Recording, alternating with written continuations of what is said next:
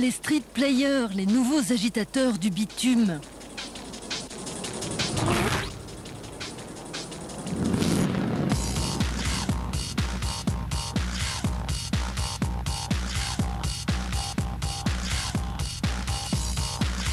Alerte au détournement de passages cloutés. Leur terrain de jeu, c'est la ville. Et c'est pour ça qu'on les appelle les street players.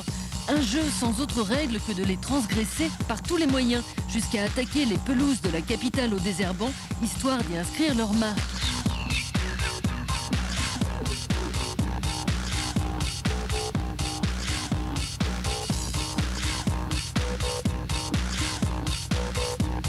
C'est une montée d'adrénaline qui coûte pas cher, quoi.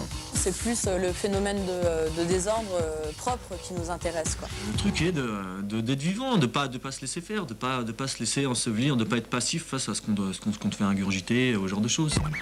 Les street players jouent avec la ville et brouillent ses codes pour lutter activement contre la morosité urbaine. Tous originaires de banlieue, ils veulent réhumaniser la cité par des actions rapides et ciblées. Ce soir, en quelques mails et SMS, tout leur réseau est appelé à se rassembler dans 3 bars environnant le lieu de leur délit festif. Au menu, un goûter d'anniversaire dans un supermarché au ras du sol. On se lâche, quoi. On est un peu en transe. Leur truc, c'est de pousser des gens à sortir de d'eux et à devenir acteurs. C'est de la performance. Joyeux anniversaire! Joyeux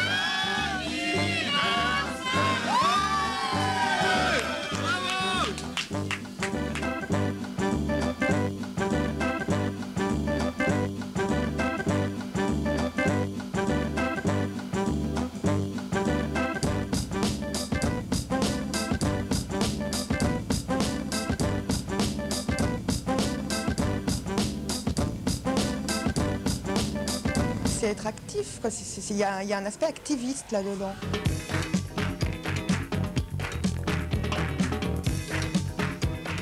À l'initiative de cette action commando, 3 filles, Sophia, Catherine et Anaïs. Elles ont échangé leurs premières idées artistiques dans des technivals. Et depuis, elles réalisent ensemble leur happening. Sophia est peintre-sculpteur, Anaïs étudiante et Catherine performeuse.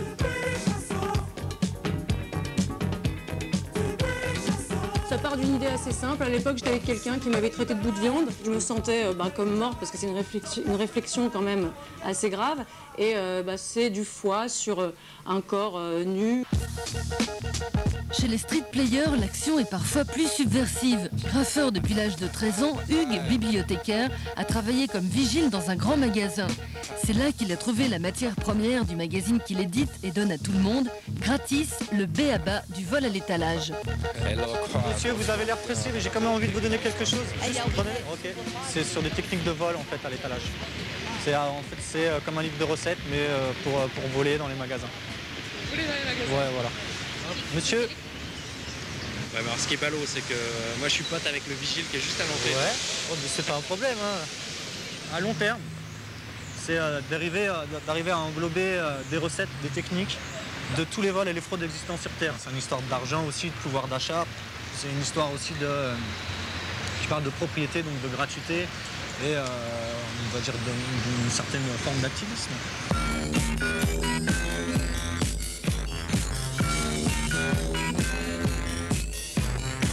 Le noyau dur des street players s'est formé à l'École nationale d'art de Cergy, la ville nouvelle dans toute sa splendeur de béton, construite ex nihilo dans les années 70. C'est dans ce monde en coupe réglée qu'ils ont décidé de jouer les troublions.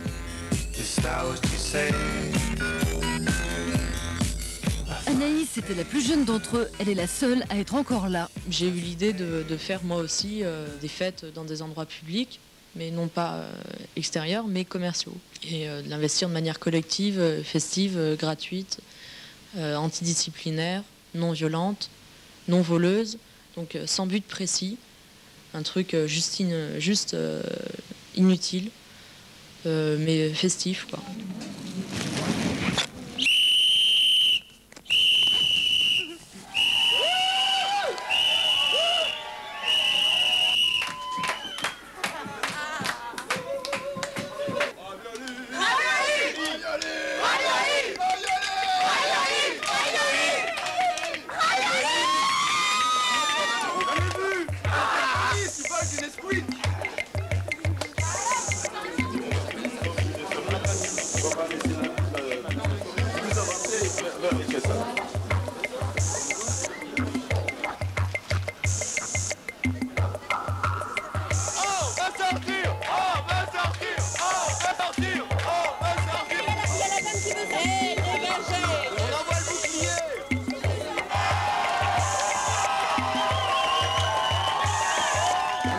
nous incite à la consommation en achetant, nous disant si vous voulez sortir, il faut acheter. Et on a réussi à sortir sans acheter. Malgré toutes les interdictions, il y a quand même des interstices qu'on peut occuper. D'un point de vue judiciaire, tu as le droit de faire un rassemblement dans un lieu privé. Et c'est dans une grande chaîne de magasins d'ameublement kit que Bad Boys Entertainment a tourné son sitcom Sitcom, un pastiche de soap movie en 10 épisodes.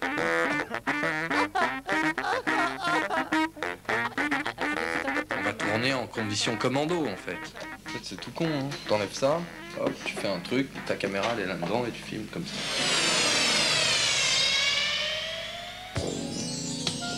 C'est hallucinant quand même, tous ces sans-abri qui font la manche. Tu peux pas faire 100 mètres sans que tu sois sollicité. Je me sens vraiment agressée. Tu n'as qu'à pas faire attention à eux. C'est vrai, c'est pas de leur faute. Je crois qu'ils ont pas trop le choix. C'est plus facile que d'aller chercher un vrai travail. Fais semblant de ne pas les voir. Pourquoi crois-tu que les gens marchent droit devant eux, regard figé?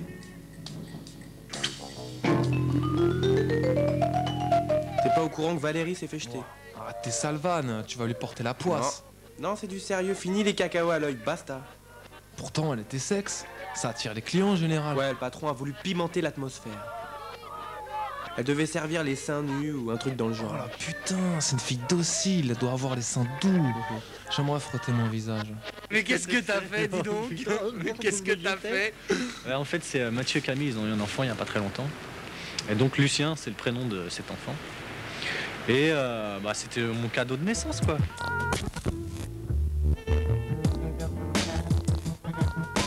Très soudés, Mathieu et Hugues collaborent en duo sur tous leurs projets. Leur action urbaine n'ont qu'une cible, la société de consommation.